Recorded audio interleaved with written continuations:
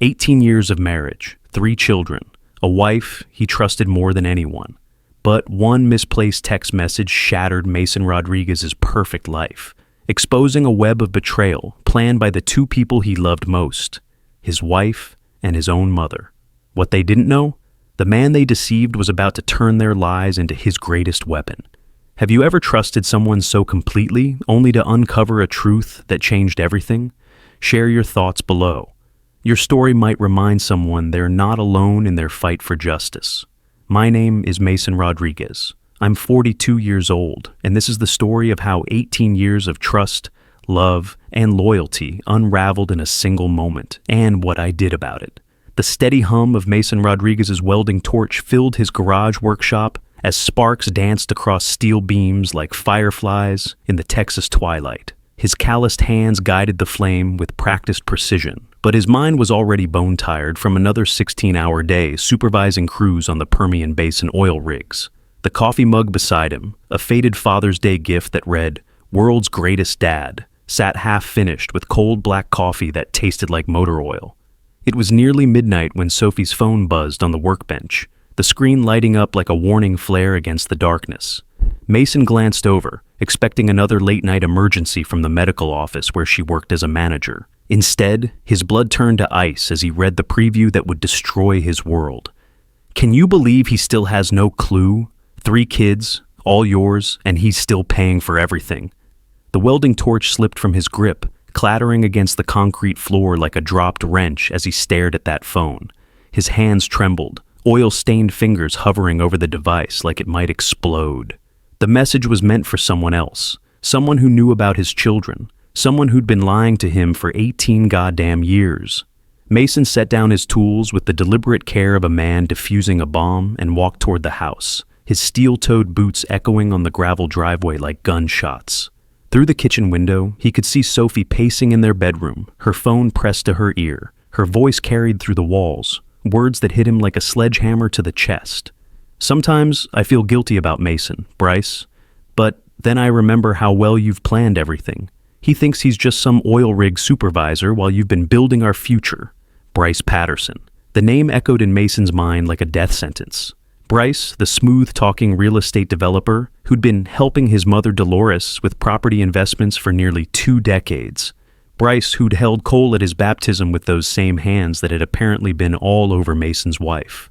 Bryce, who'd smiled at every backyard barbecue and high school football game like he was family, because, apparently, he was. Memories flooded back like crude oil from a ruptured pipeline, demanding answers. Cole's sharp jawline, nothing like Mason's broad, weathered features. Rachel's auburn hair, a trait neither he nor Sophie possessed. Hair the exact shade of Bryce's expensive highlights. Shane's natural head for numbers, something Bryce was notorious for in his wheeling and dealing around town. Mason had laughed off friends' comments about how little the kids resembled him, always saying genetics were funny that way, like mixing oil with water. Now those same memories felt like rusted nails being driven deeper into his skull with every recollection. The emergency client meetings Sophie often had at the office, always when Bryce was in town for business. Those late-night property consultations with his mother that stretched until dawn, leaving Dolores with that satisfied smile the next morning. The expensive gifts that appeared around the house, jewelry Sophie claimed was from grateful patients, electronics for the kids that seemed way beyond what a medical office manager could afford. Through the window, he watched Sophie pace their bedroom, her voice soft with the kind of affection he'd once thought was reserved only for him. "I love you too, Bryce. Next week at your ranch works perfectly. Dolores already offered to watch the kids, and Mason will be on the night shift rotation." Dolores. His own mother. The realization struck harder than any accident he'd ever witnessed on the rigs. His grip on the window frame tightened until his knuckles went white as fresh primer, the only thing keeping him grounded as his world tilted off its axis like a derrick in a windstorm. Sophie ended the call, holding the phone to her chest with a dreamy smile that used to make his heart race. Now it made his stomach turn. She headed back toward their bed, completely unaware that she'd just signed her own death warrant. Mason moved quickly, slipping back into his workshop, with the stealth of a man who'd learned to navigate oil platforms in the dark. When Sophie appeared in the doorway minutes later, backlit like some lying angel. Her voice was warm as honey. "Still working, baby? Don't stay up too late. You've got that early shift tomorrow." He looked at her, really looked at her, managing what he hoped was a convincing smile. The same smile he'd used to hide pain when he dislocated his shoulder on the rig last year. "Just finishing up this beam for the Martinez job. Go on to bed, darling." She blew him a kiss before leaving, the same gesture she'd done for 18 years, completely unaware that her world had just shifted forever, like sand in a Texas dust devil. When the house grew quiet except for the distant hum of the highway, Mason stared at the family photos tacked to his workshop wall. Their smiling faces mocked him now. Every Christmas morning, every birthday party, every graduation where he'd stood, proud as any father could be. His hands clenched into fists that could have crushed steel as tears blurred his vision like welding sparks. "Tomorrow," he whispered into the silence, his voice low but firm as forged iron. "Tomorrow, I find out the truth." At 24, Mason Rodriguez had been a man rebuilding his life from the ground up like a derrick rising from West Texas dirt. His messy divorce from his high school sweetheart had left him determined to focus on one thing: building a future in the oil fields where honest work meant honest pay. His mother Dolores, who worked as a loan officer at Amarillo First National, had been the one to suggest he stop burying himself in 18-hour shifts long enough to meet someone new. "You need someone who understands a working man," she'd said, her voice warm with what he'd thought was maternal wisdom. "Someone perfect for a man with your potential." When Dolores introduced him to Sophie at a church fundraiser, Mason hadn't been expecting much, but Sophie was everything his mother promised: smart as a whip, warm as summer sunshine, quick to laugh, and seemingly fascinated by his work in the oil fields. She'd stay up with him when he came home exhausted and covered in crude, bringing coffee to his cluttered workshop and teasing him about the pile of greasy coveralls by the washing machine. Her support during those early days felt genuine as gospel truth, and Mason found himself falling harder than a dropped drill bit. Those were the years when Rodriguez Welding and Industrial was just a side business run out of his garage. Mason working the rigs by day and fabricating custom equipment by night, building a reputation one perfect weld at a time like his father had taught him before the cancer took him. Through it all, Sophie was constant as the North Star, sitting beside him on the porch swing after 20-hour days, encouraging him to keep pushing forward when every muscle in his body screamed for rest. Her charm seemed to win everyone over, even the most skeptical contractors who'd initially doubted the young Mexican-American welder's ambitions. Dolores in particular was thrilled, beaming whenever Sophie visited and treating her like the daughter she'd never had. It was Dolores who also brought Bryce Patterson deeper into Mason's life like a snake into Eden. Bryce had been handling her loan portfolio for over a decade, a man she trusted with her retirement investments and property deals around Amarillo. She introduced him as a family friend who can help you navigate success once your business grows beyond this garage. Bryce was polished as chrome, confident as a wildcatter, and personable as a preacher, the kind of easy charm that made people feel like they'd known him since childhood. He wore expensive suits that probably cost more than Mason made in a month, drove a silver F-150 that looked like it had never seen a dirt road, and spoke with the smooth confidence of a man who'd never had to worry where his next meal was coming from. Mason had been impressed from their first meeting at Dolores's house. Bryce helped him structure his expanding business, explained tax strategies for reinvesting profits back into equipment, and even advised on buying their first house, a modest 3-bedroom ranch on the outskirts of town where they could raise a family. His guidance had been invaluable, and Mason quickly began to view Bryce not just as an advisor, but as a mentor and friend. When Cole was born, naming Bryce as godfather had felt natural as breathing. He was already a fixture in their lives, attending every backyard barbecue where Mason grilled steaks over mesquite coals, offering Dolores advice on her investment properties, and helping Sophie navigate some family financial matters. Conversations Mason never questioned, because he trusted both women completely. Why would he question anything? Bryce had been there through everything that mattered, raising a beer to toast every milestone, offering congratulations when Rodriguez Welding landed its first 6-figure contract with Apache Corporation, holding Shane at his baptism, while Sophie beamed with what Mason had thought was maternal pride.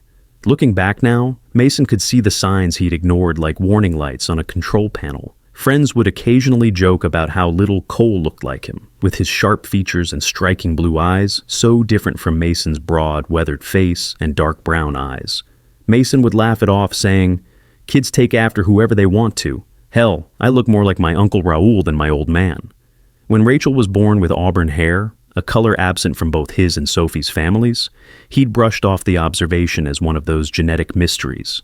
And Shane's natural talent with numbers, though impressive for a kid his age, it had seemed like a harmless gift from God, nothing more than good fortune. There had even been hints from Dolores over the years that should have set off alarm bells. She'd once smiled watching Cole build with Legos and said, "Bryce has such strong genes, doesn't he?" Mason had assumed she was making a general observation about intelligence, not dropping a confession like a live grenade into casual conversation. And those late-night client emergencies Sophie often rushed to handle, always when Bryce was in town for business, had seemed like unfortunate timing. Medical offices had emergencies, right? Sophie would return with convincing stories, her scrubs wrinkled and her eyes tired, but her smile warm, thanking him for holding down the fort at home with the kids. The expensive gifts that appeared around the house had explanations too. That diamond necklace was from grateful patients whose child Sophie had helped during a crisis. The new laptop for Cole's schoolwork was a hand-me-down from the office. Shane's top-of-the-line baseball equipment was from a team sponsor looking to help promising young players. Through it all, Mason never doubted her. Not once.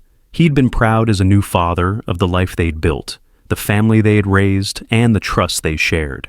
But as he sat in his workshop now, surrounded by the honest smell of motor oil and metal shavings, all those memories twisted painfully in his mind, like a drill bit hitting unexpected rock.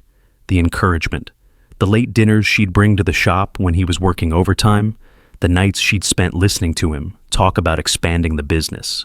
They all felt like part of a perfect illusion now, carefully constructed to keep him blind as a bat in daylight. And for 18 years, it had worked like a charm, until tonight. Mason sat alone in his workshop long after Sophie had gone to bed, his fingers drumming restlessly against his workbench like rain on a tin roof. The smell of motor oil and metal shavings that used to comfort him now felt like a mockery of the honest work he thought had been building an honest life. Tonight, he'd made his decision with the finality of setting rebar in concrete. No more pretending, no more blind faith. Tomorrow, he would find the truth, whatever it cost him. The following afternoon, he drove 2 towns over to a quiet diner off Highway 287, far from prying eyes in Amarillo, where everybody knew everybody else's business. He sat in a corner booth with his back to the wall, like his old man had taught him, waiting and watching the door.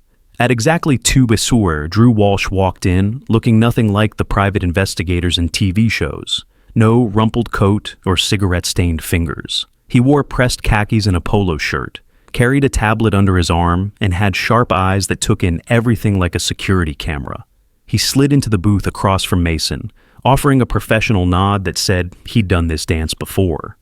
"Mr. Rodriguez," he said calmly, his voice low but steady as a drill bit through shale, "I understand you need discretion." Mason leaned forward, keeping his voice even despite the fire burning in his gut. "I need the truth, all of it. Every last detail." "Tell me everything," Walsh instructed, opening a file on his tablet with the efficiency of a man who'd heard every sob story in the book. Mason recounted the entire night in detail, the text message that was meant for someone else, the phone conversation that had shattered his world like dropping a wrench on plate glass, and the name that had destroyed 18 years of trust, Bryce Patterson. His voice never wavered, but his hands tightened around his coffee cup until his knuckles went white as fresh paint. Walsh listened without interruption, typing efficiently with fingers that moved like a roughneck working pipe. When Mason finished, the investigator sat back, studying him for a long moment like he was reading a geological survey. "This won't be easy," Walsh said finally, his tone matter of fact. "But I've handled worse. Family betrayals, financial fraud, paternity cases that would make your head spin. You'll have answers, Mr. Rodriguez. I promise you that." "How long?" Mason asked. 2 weeks for preliminaries, another week for the hard evidence. You want this done right? We do it methodical as a safety inspection." The first week passed in tense silence that felt like waiting for test results on a suspicious mole. Mason maintained his usual routine, 12-hour shifts on the rigs, coming home covered in crude oil and exhaustion, having dinner with Sophie and the kids, helping with homework, pretending everything was normal as Sunday service. Inside, however, every word felt like swallowing broken glass, every gesture, another reminder of the deception he'd been too trusting to see. The first report arrived in an encrypted email late one evening, while Sophie was at what she claimed was a mandatory staff meeting. Walsh's notes were clinical as a medical chart, but the implications hit like a sledgehammer to the solar plexus. The client emergencies Sophie had claimed for years. Security footage from the medical office showed no after-hours activity on those dates. The building was darker than a moonless night, locked up tight as a bank vault. Meanwhile, utility records from Bryce's ranch told a different story that made Mason's blood pressure spike like a blowout preventer failure. Massive spikes in electricity and water usage every time Sophie had been working late. Patterns that suggested someone was living there temporarily, using the shower, running the air conditioning, cooking meals for two. The second update came with photos that made Mason want to put his fist through drywall. Sophie's Honda parked in Bryce's circular driveway, always alongside his silver F-150, like matching bookends.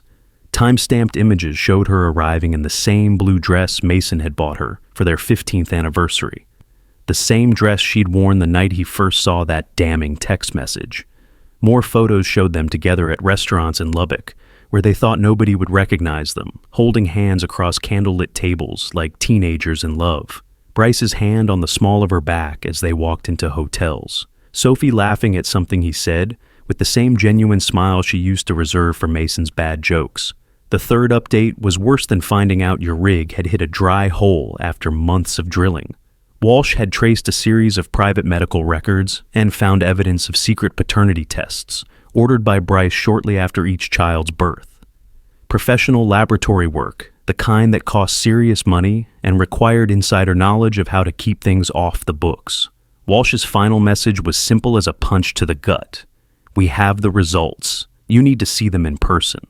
They met again at the same diner, but this time Walsh carried a plain manila envelope thick as a phone book. He slid it across. The table with the care of a man handling explosives, his expression unreadable as granite. You sure you're ready for this? Walsh asked, his voice gentle for the first time since they'd met. Mason didn't answer with words.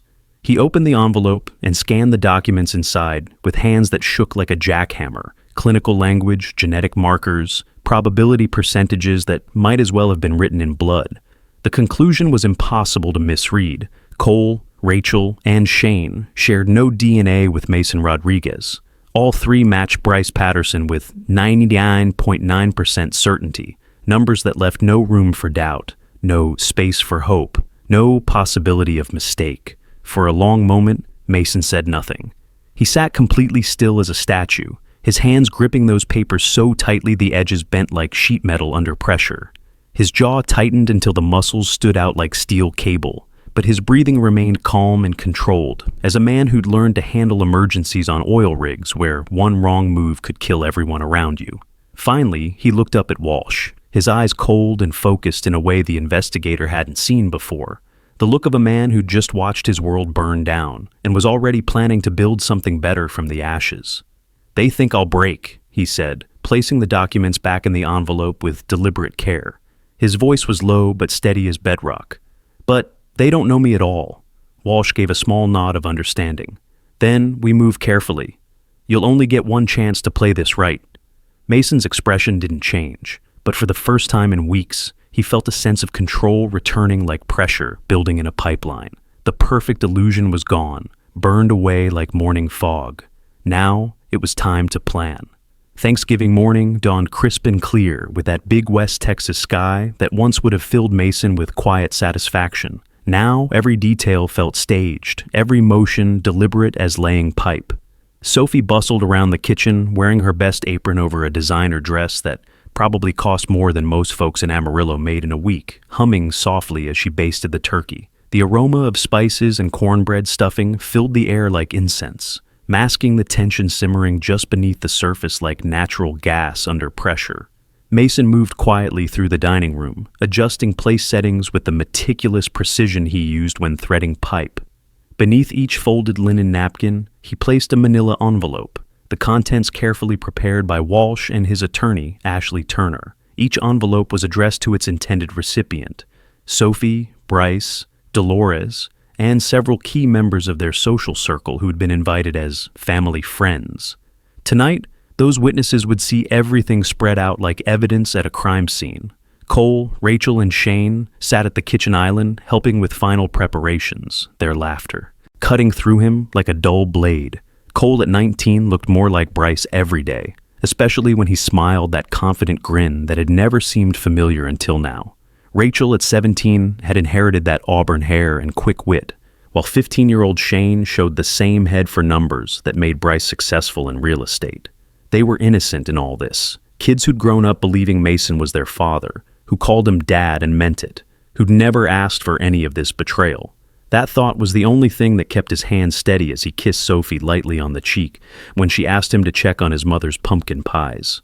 By late afternoon, guests began arriving like actors, taking their places for the final act. Bryce entered first, his perfectly tailored jacket and confident smile making him look every bit the successful developer the whole town admired. Morgan, his wife of 23 years, followed close behind, carrying expensive wine and wearing the kind of genuine smile that meant she had no idea her husband had been living a double life.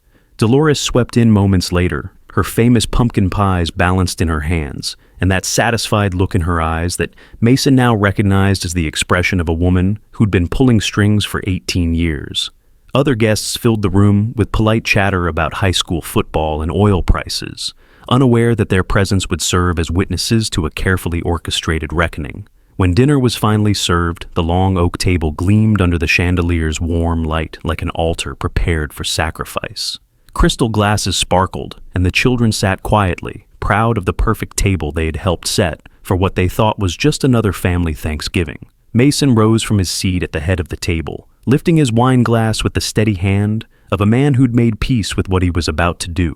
The room fell silent except for the ticking of Dolores's antique grandfather clock, all eyes turning toward him like sunflowers following the sun.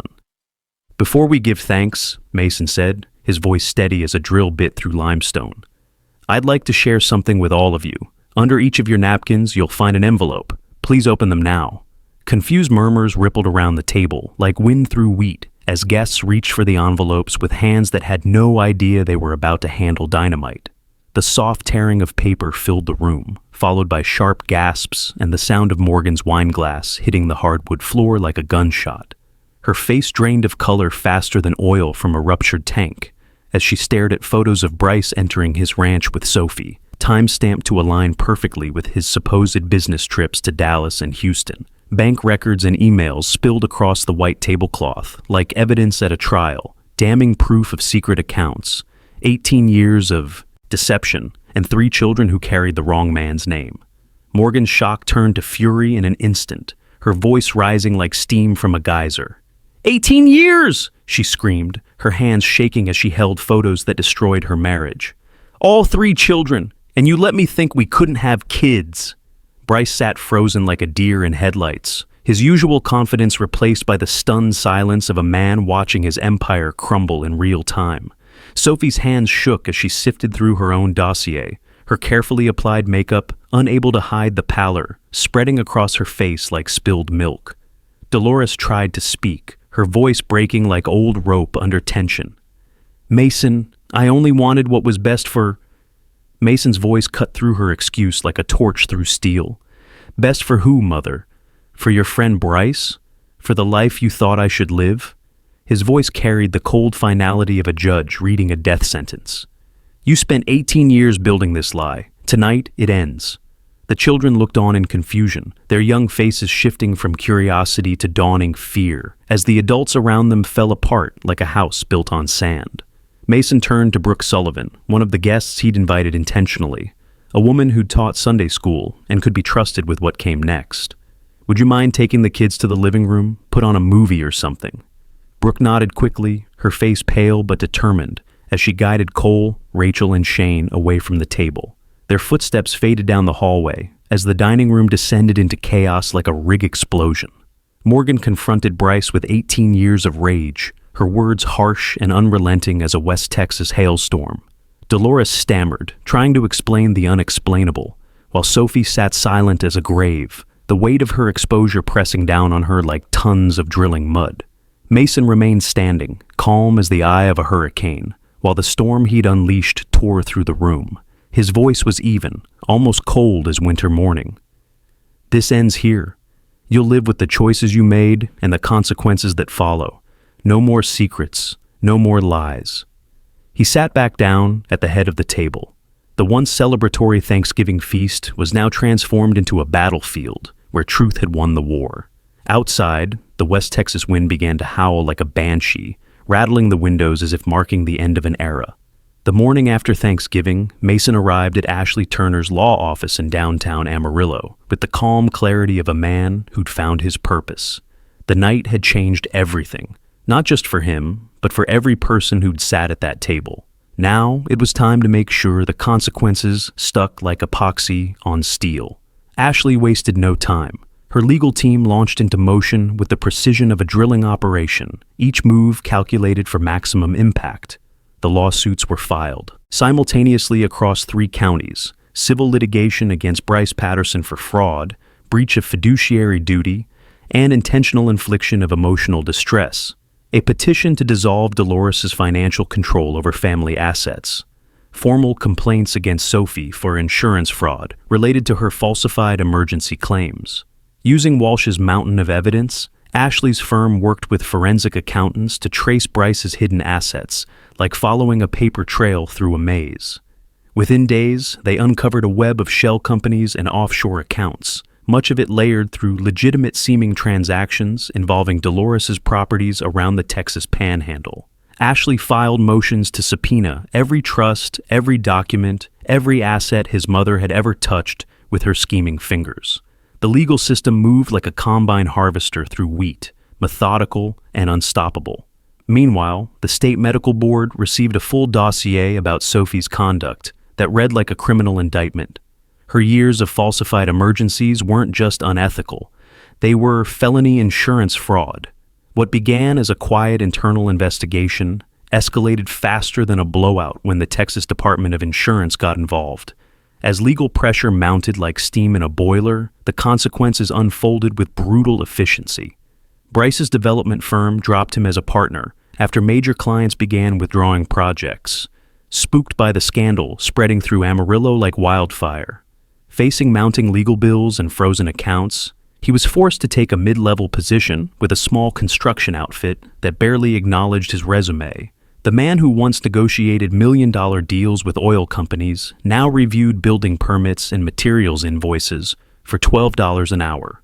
Dolores's fall was equally stark. Once the queen of Amarillo's banking social circle, her reputation evaporated overnight like morning dew. The family trust she'd used to control Mason's inheritance was dissolved by court order, her assets now subject to restitution, claims that would take years to satisfy. Without access to the influence she'd wielded for decades, she quietly moved into a modest apartment at Sunset Meadows Senior Living, where nobody knew or cared about her past schemes. Sophie, stripped of her medical credentials pending a criminal investigation, tried to salvage her career with part-time administrative work at a veterinary clinic. But the stain of the scandal followed her everywhere, in a town where everybody knew everybody else's business. She no longer wore designer clothes or flashed the confident smile of a woman who'd been living a double life for 18 years. Amid the fallout, Mason moved differently, quietly, purposefully, like a man with a plan. He met with Ashley to finalize the most important piece of his strategy, the children's future. Independent trust funds were created for Cole, Rachel, and Isva Ashane, ironclad legal structures with strict provisions. Professional trustees would manage the accounts with clear mandates, support for education, health care, and adult independence. Neither Sophie nor Bryce would ever have access to a single penny. "These aren't acts of spite," Mason told Ashley as they reviewed the final documents. "They're acts of protection. Those kids didn't ask for any of this." When she asked whether he intended to pursue custody, Mason's answer came without hesitation. "No. They've already lost enough. I won't drag them through a courtroom battle on top of everything else. They're innocent in all this. But one day, when they're ready to hear it, they'll know the truth. And when that day comes, I'll be here. What none of them knew, not Sophie, not Bryce, not even Dolores, was that Mason's uncle Raoul, who died 2 years earlier in a drilling accident, had left him more than anyone realized. Not just the workshop and welding equipment, but oil and gas leases across 3 counties in the Permian Basin. Mineral rights that were now worth $10 million and growing every quarter as energy prices climbed higher than a Texas summer. The simple oil rig supervisor they had dismissed and betrayed was about to become one of the wealthiest men in the Texas Panhandle. And when Rodriguez Industrial finished expanding into major pipeline contracts stretching from Amarillo to Houston, he'd own more than their respect. He'd control their future. Mason Rodriguez was finally free. And tomorrow, he'd start building an empire none of them saw coming.